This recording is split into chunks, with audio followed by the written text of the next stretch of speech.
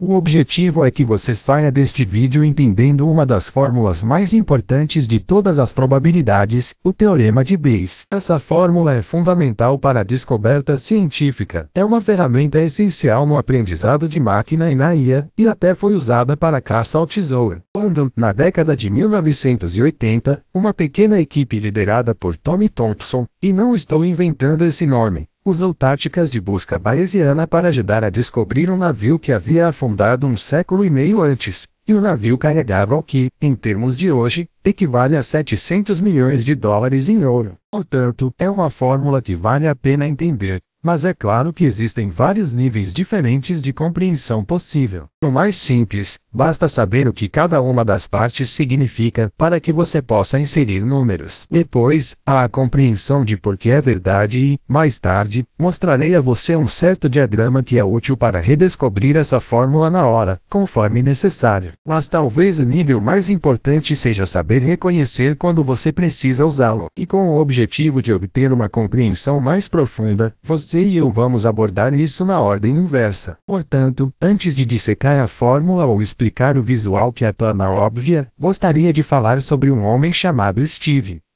Ouça com atenção agora. Steve é muito tímido e retraído, invariavelmente prestativo, mas com muito pouco interesse nas pessoas ou no mundo da realidade. Ele tem uma alma mansa e organizada, tem necessidade de ordem e estrutura e uma paixão pelos detalhes. Qual das opções a seguir você acha mais provável?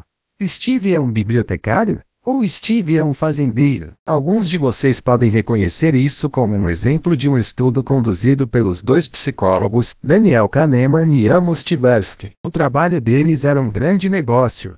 Ele ganhou um prêmio Nobel e foi popularizado várias vezes em livros como Thinking Fast and Slow, de Kahneman, ou The Undoing Project, de Michael Lewis. O que eles pesquisaram foram os julgamentos humanos, com foco frequente em quando esses julgamentos contradizem irracionalmente o que as leis da probabilidade sugerem que deveriam ser. O exemplo de Steve, nosso talvez bibliotecário, talvez fazendeiro, ilustra um tipo específico de irracionalidade. Ou talvez eu devesse dizer, suposta irracionalidade. Há pessoas que debatem a conclusão aqui, mas mais sobre tudo isso mais tarde. De acordo com Kahneman e Tversky, depois que as pessoas recebem essa descrição de Steve como uma alma mansa e organizada, a maioria diz que é mais provável que ele seja um bibliotecário. Afinal, essas características se alinham melhor com a visão estereotipada de um bibliotecário do que de um fazendeiro. E de acordo com Kahneman e Tversky, isso é irracional. A questão não é se as pessoas têm opiniões corretas ou tendenciosas sobre as personalidades de bibliotecários e fazendeiros. É que quase ninguém pensa em incorporar informações sobre a proporção de fazendeiros para bibliotecários em seus julgamentos. Em seu artigo, Kahneman e Tversky disseram que nos Estados Unidos essa proporção é de cerca de 20 para 1. Os números que pude encontrar hoje colocam isso muito mais alto, mas vamos nos ater ao número de 20 para 1, já que é um pouco mais fácil de ilustrar e também prova o ponto. Para ser claro, não se espera que qualquer pessoa que tenha feito essa pergunta tenha informações perfeitas sobre as estatísticas reais de fazendeiros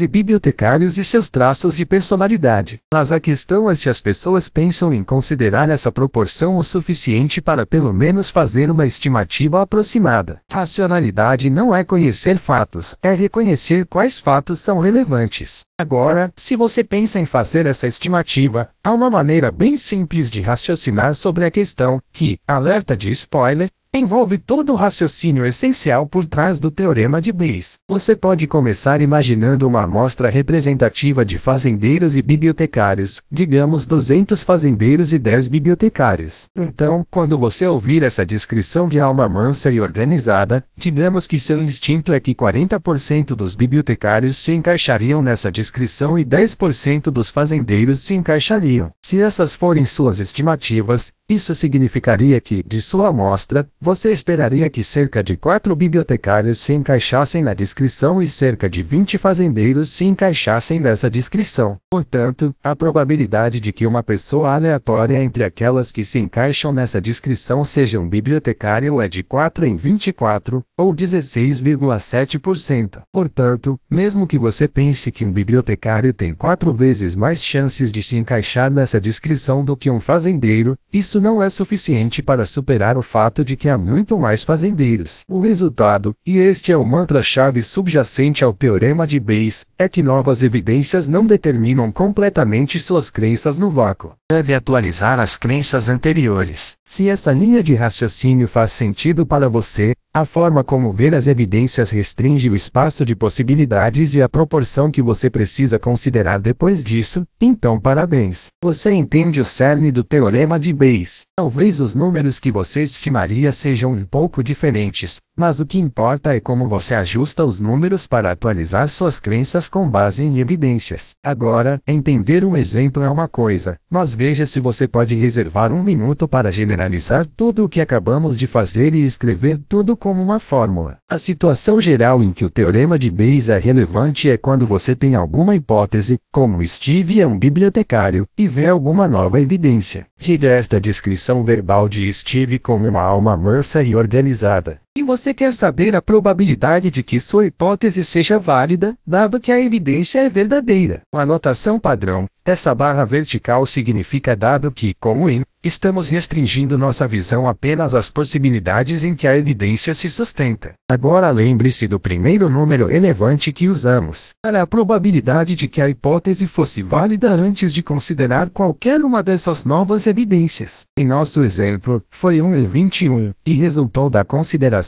da proporção de bibliotecários para agricultores na população em geral. Esse número é conhecido como prior. Depois disso, precisamos considerar a proporção de bibliotecários que se encaixam nessa descrição, a probabilidade de vermos a evidência dada a veracidade da hipótese. Novamente, quando você vê essa barra vertical, significa que estamos falando de alguma proporção de uma parte limitada do espaço total de possibilidades. Nesse caso, essa parte limitada é o lado esquerdo, onde a hipótese se sustenta. No contexto do teorema de Bayes, esse valor também tem um nome especial. Chama-se probabilidade. Da mesma forma, você precisa saber quanto do outro lado do espaço inclui a evidência, a probabilidade de ver a evidência dado que a hipótese não é verdadeira. Este símbolo de cotovelo engraçado é comumente usado em probabilidade para significar não. Assim, com a notação em vigor, lembre-se de qual foi a nossa resposta final. A probabilidade de que nossa hipótese bibliotecária seja verdadeira dada a evidência é o número total de bibliotecários que se encaixam na evidência, 4,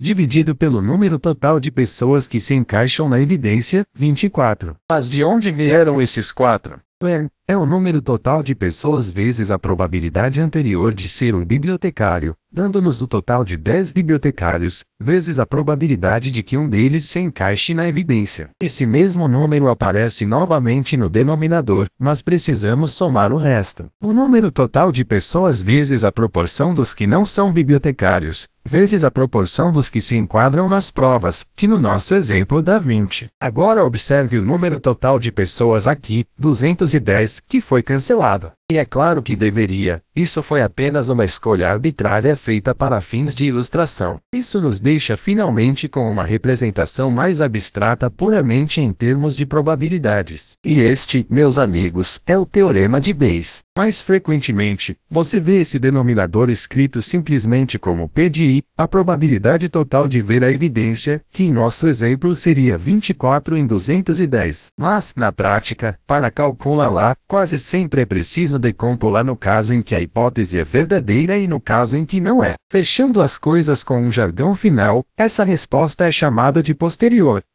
É a sua crença sobre a hipótese depois de ver as evidências. Escrever abstratamente pode parecer mais complicado do que apenas pensar no exemplo diretamente com uma amostra representativa. E sim, tenha em mente, porém, que o valor de uma fórmula como essa é que ela permite quantificar e sistematizar a ideia de mudança de crenças. Os cientistas usam essa fórmula quando analisam até que ponto novos dados validam ou invalidam seus modelos. Às vezes, os programadores o usam na construção de inteligência artificial, onde às vezes você deseja modelar explícita e numericamente a crença de uma máquina. E honestamente, apenas pela maneira como você vê a si mesmo e suas próprias opiniões e o que é necessário para sua mente mudar, o teorema de Bayes tem uma maneira de reformular como você pensa sobre o próprio pensamento. Colocar uma fórmula também pode ser mais importante à medida que os exemplos se tornam cada vez mais intrincados. Seja como for que você termine de escrevê-lo, na verdade, eu o encorajo a não tentar memorizar a fórmula, mas, em vez disso, desenhar este diagrama conforme necessário. É uma espécie de versão destilada de pensamento com uma amostra representativa, em que pensamos com áreas em vez de contagens, o que é mais flexível e fácil de esboçar na hora. Em vez de trazer à mente um número específico de exemplos, como 210, pense no espaço de todas as possibilidades como um quadrado 1 por 1. Então qualquer evento ocupa algum subconjunto desse espaço, e a probabilidade desse evento pode ser considerada como a área desse subconjunto. Por exemplo, gosto de pensar na hipótese como vivendo na parte esquerda do quadrado com uma largura de π de h. Agora reconheço que estou sendo um pouco repetitivo, mas quando você vê evidências, o espaço de possibilidades fica restrito, certo? E a parte crucial é que essa restrição pode não ser nem mesmo entre a esquerda e a direita. Assim, a nova probabilidade para a hipótese é a proporção que ela ocupa nessa forma restrita e instável. Agora, se você pensa que um fazendeiro tem a mesma probabilidade de se encaixar nas evidências que um bibliotecário, então a proporção não muda. O que deve fazer sentido, certo?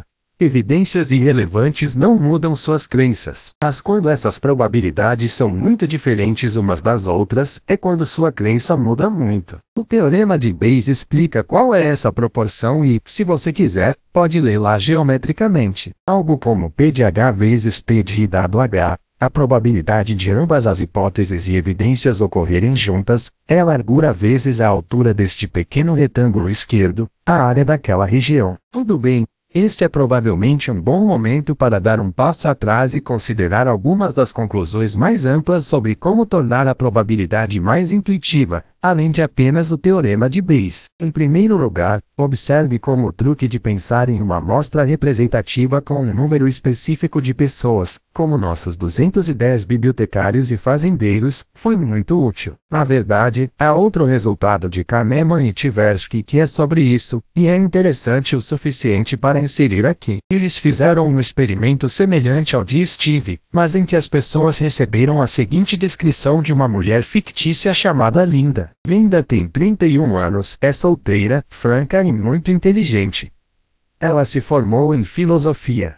Como estudante, ela estava profundamente preocupada com questões de discriminação e justiça social, e também participou das manifestações antinucleares. Depois de ver isso, as pessoas foram questionadas sobre o que é mais provável. 1. Que Linda é uma caixa de banco, ou 2. Que Linda é uma caixa de banco e é ativa no movimento feminista. 85% dos participantes disseram que o último é mais provável do que o primeiro, embora o conjunto de caixas de banco que são ativas no movimento feminista seja um subconjunto do conjunto de caixas de banco. Tem que ser menor. Isso é bastante interessante, mas o que é fascinante é que existe uma maneira simples de reformular a pergunta que reduziu esse erro de 85% para zero. Em vez disso, se os participantes fossem informados de que existem 100 pessoas que se encaixam nessa descrição, e então eles fossem solicitados a estimar quantas dessas 100 são caixas de banco e quantas delas são caixas de banco ativas no movimento feminista, ninguém comete o erro. Todos atribuem corretamente um número maior à primeira opção do que à segunda. É estranho, de alguma forma, frases como 40 em 100 ativam nossas intuições com muito mais eficácia do que 40%, muito menos 0,4 e muito menos referenciando abstratamente a ideia de algo ser mais ou menos provável. Dito isso, amostras representativas não capturam facilmente a natureza contínua da probabilidade, portanto, recorrer à área é uma boa alternativa não apenas por causa da continuidade, mas também porque é muito mais fácil esboçar quando você está sentado lá,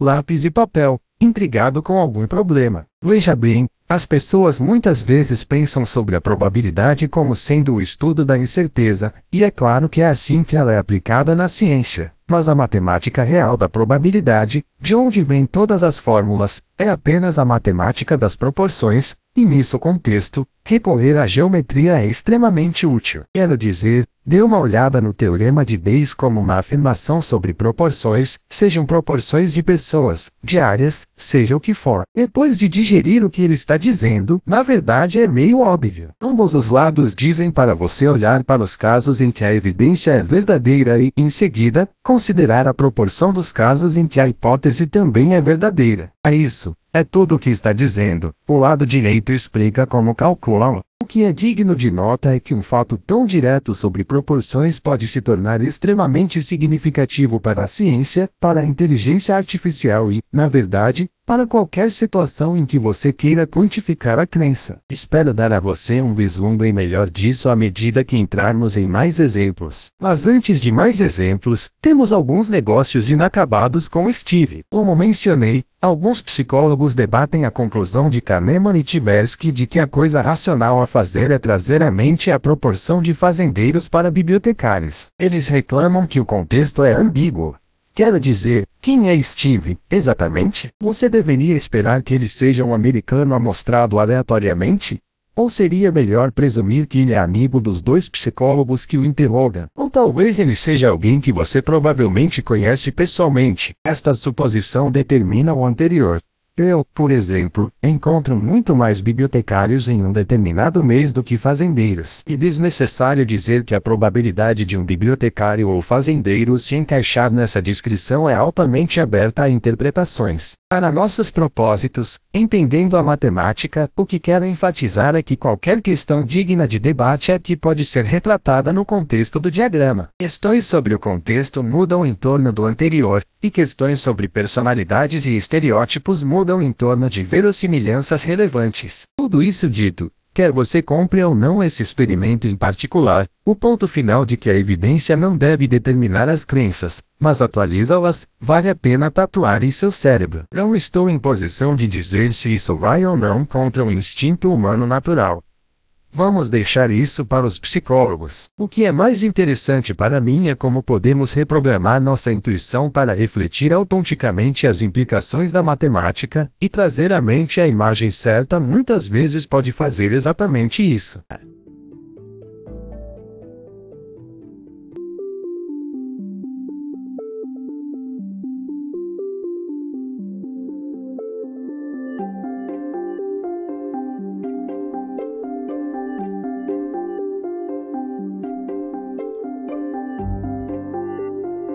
Você